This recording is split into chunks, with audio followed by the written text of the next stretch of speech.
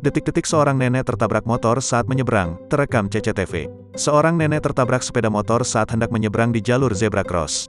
Peristiwa tersebut terekam kamera CCTV dan beredar di media sosial. Salah satu akun Instagram yang mengunggah video itu, @andreli_48, Jumat, tanggal 3 Desember tahun 2021.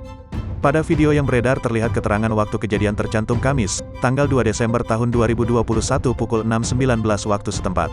Sedangkan pada keterangan video dituliskan bahwa peristiwa itu terjadi di jalur Ciawi Cigombong.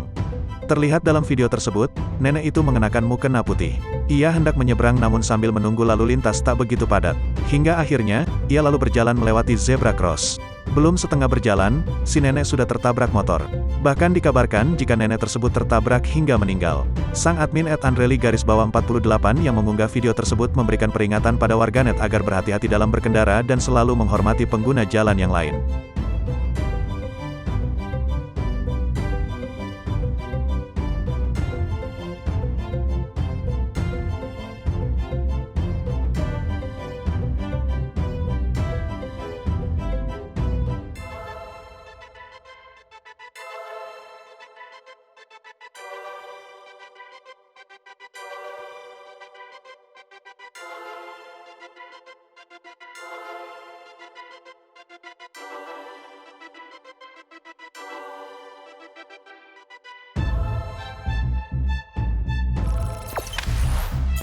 Jangan lupa subscribe, share, komen, dan like ya.